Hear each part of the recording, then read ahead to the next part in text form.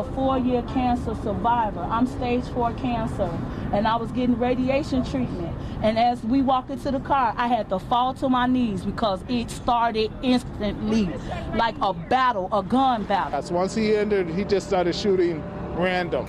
Chicago police reportedly said Levante White Jr.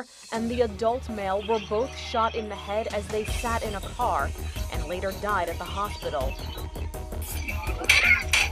The video shows the woman jump out of the car and run for help.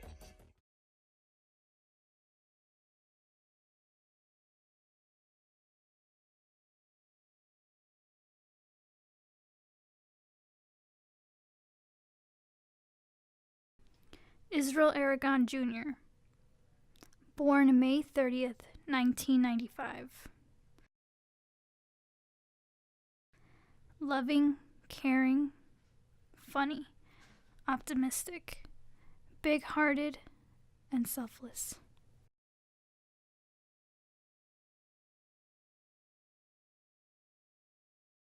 My name is Annette Aragon, and this is my family. You never expect the worst can happen to you. And then, it does.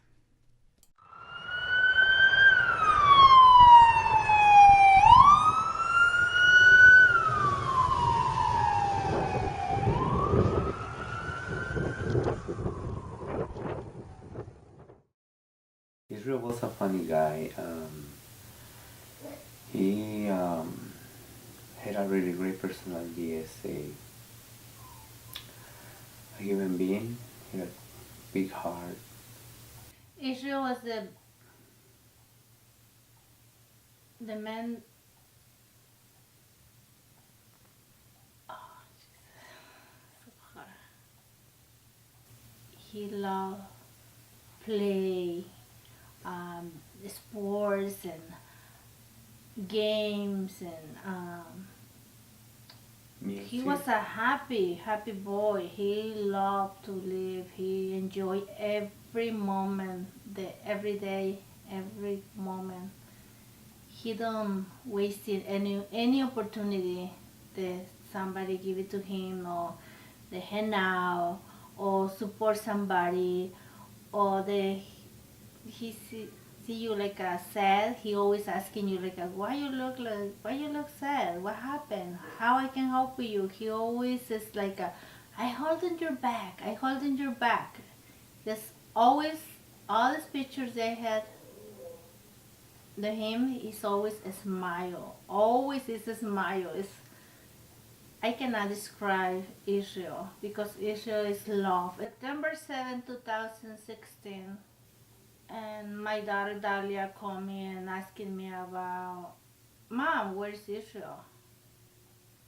And I jump into my room and I say, oh, in his room. And I run over here and check, and he was not in his room. That morning I actually took a pregnancy test and I found out I was pregnant. So I was looking for Israel to tell him about what was going on because I didn't want to tell my mom right away. Then Anthony called and told me that there was something going on like down the block. And I saw like a body like on the floor. And just by looking at like his shirt and his shoes, like I knew it was him. I told my dad like, that's Israel. And he's like, no. And I was like, yeah, like that is Israel, like that's his shirt, like that's what he was wearing. And then when the police approached us, they told us that, Israel had died of a gunshot. I was here waiting, like what's going on? I don't hear, nobody called me, and I called my husband and I asking him like, oh, what happened? What happened? And then he told me like, Irma, it's Israel. I start screaming. I start crying. I run outside.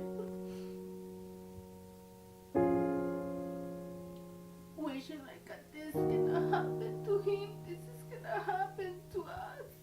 I feel like, even when we met with the detective, he had, other had paperwork coming in as we were in a meeting. So he had like multiple folders, and he was talking to us, but he, like, you could tell he knew, like, he had something else that he had to like take a quick look at. They still don't know anything. They got no clue who did it or why. Nothing. My son was laid down over there for hours. They letting him like around 8 hours, almost. And it's not right. It's not normal because maybe he had the chance to survive.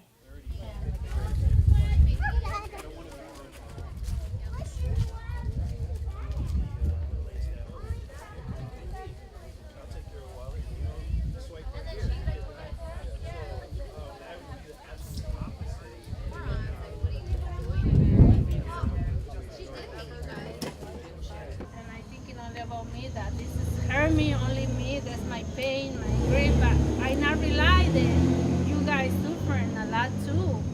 And nobody is checking on you guys. Nobody say like, hey, how you doing? How is your day? And you know what?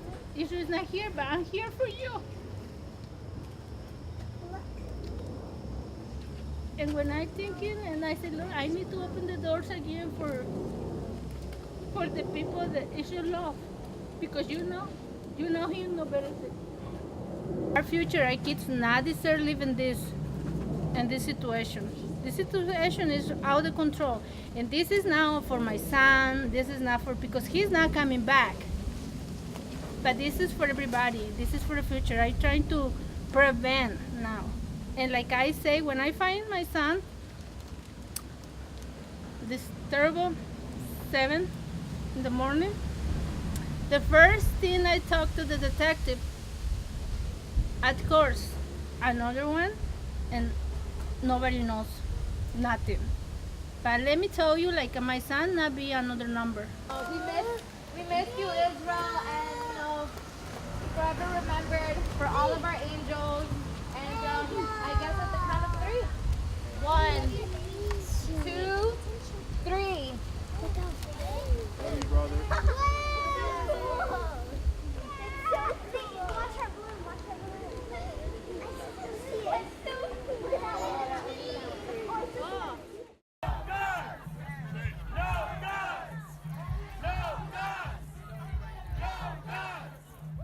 Anger.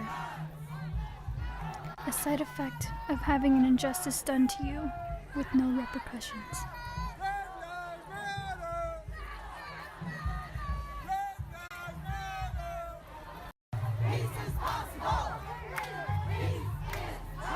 Suffering. Mourning for the lives lost, and sadly those that will follow. Every day is a fight for justice.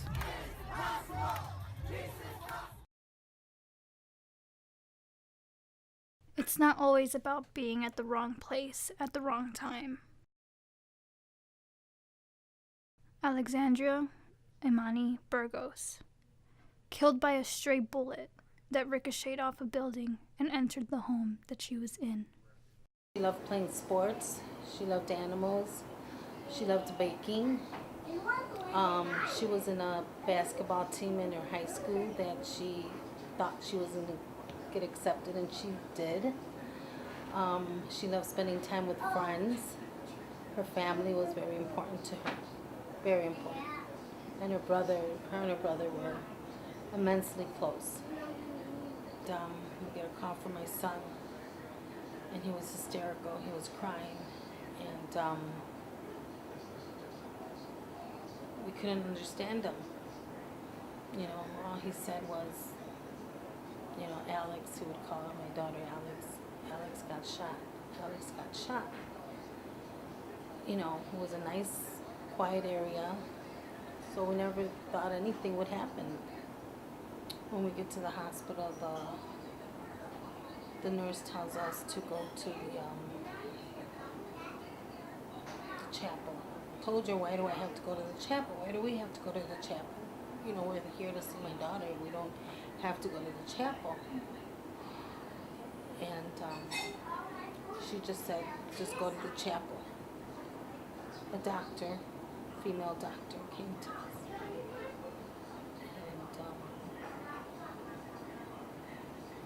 And that's when she told us that her daughter didn't make it. We were numb. We weren't there. Yeah, that was like surreal. Like we still didn't believe it. I would still, cause I would always call her name, like, cause she would be in the basement a lot. And she had she had an apartment downstairs, and I would always call her for if I needed her, and I called my son and I called her too. You know, and I caught myself. It was the last time I called her name. It's still unsolved. It's an unsolved case. It's been 4 years. They don't have enough support. They don't have enough detectives. Not enough of them. There's not enough personnel to go around to try to solve these cases. Any family, they should be updated to what's going on. They should be called.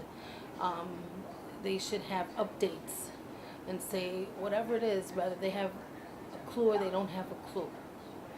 You know, we shouldn't be calling them. They should be calling us. It's endless. And though they don't have enough manpower, there should still be something done about it. They know the crisis that's going on in the city. They know about of all these unsolved cases. Something should be done about it, because our daughter was not a number. Our daughter was a beautiful human being. Her daughter was loving, caring.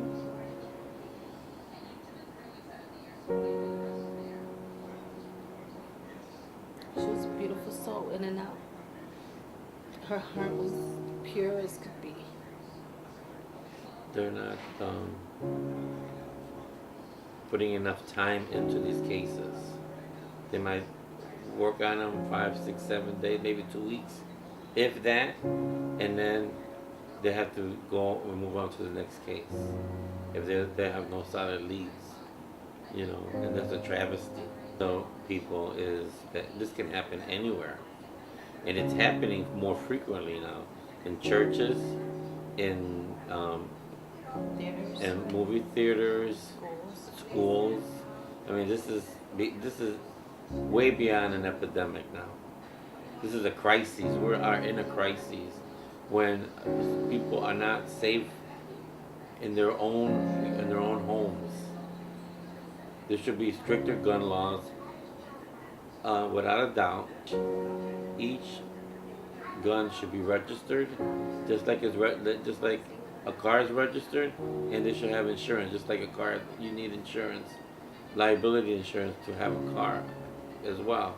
It should be the same thing. They need to be more sensitive to people's feelings, because all families different, all moms more different, all feel the same pain. They all feel that emptiness inside.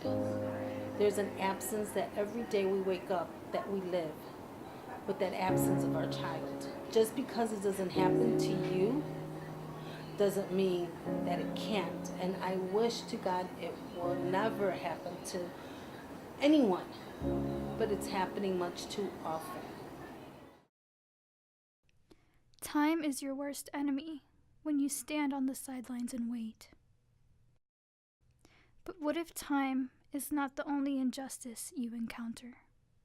My daughter, Taisa Abney, she was 16 when she was murdered, January 17, 1992. 20 years later, I lost my son, December 22nd, 2012. So I was actually pregnant with him when she was murdered. And then 20 years later, he was murdered in front of my house. My son's case was not high profile because in the suburbs where I live, they try to tone down the crime rate so people would not fear of coming there to live. So, well, that's really, really ugly. I felt like Hazelcrest, I live in Hazelcrest, they dropped the ball on my son's investigation. Daughter Taisa was murdered in Chicago. The police were very caring at first. Found out we was from Alsip, which was a 99% white community. I got a little bit more coverage. The tables kind of changed. So I know there's a difference between race and high-profile cases.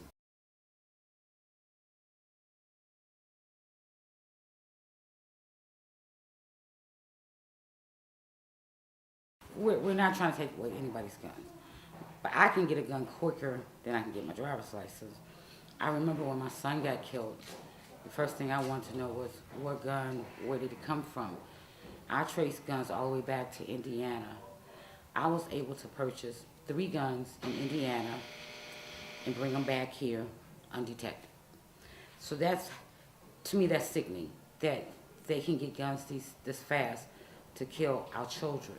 So we need people to be more aware of the hurt that they has caused so many mothers, so many fathers, sisters, and brothers. My whole family has been destroyed by the murders of my children. Every day is a struggle, so I get up with a purpose. You know, I get up and say, I gotta accomplish this today. And like for Thanksgiving, I have not gotten out of bed for Thanksgiving in almost 6 years. This year was the first year that I got up and I went and served the homeless. So it's still tough, and closer to the date, it's even worse. Does one life deserve more time and effort based on the color of the victim's skin? A bullet doesn't discriminate. We're just living day by day, but we're all destroyed from the inside. There's no life. There is. When you lose someone to gun violence, when someone is taken in that way, you know, it's not just Israel's gone. At this point, it's just like my mom, my dad, and everyone else will never be the same. Life now is all about trying to make sure that my daughter, Ariales, gets to know who Israel is, even though she'll never get to meet her uncle personally. It's all about making sure that she knows that he loves her and that he would have done anything for her. You know, it's about teaching her the lessons that I feel that he would have taught her, and that she can look around and see his picture and know, like, that's my Uncle Izzy. Hard to see my daughters struggling too, day by day. It's hard to. They hurt me more when I think my son's not here. I don't have words to tell my daughters that they can be okay, because they never can be okay. We never can be the same. Destruction. The aftermath of an innocent life lost. Emptiness. Because life goes on, but for us, time stands still.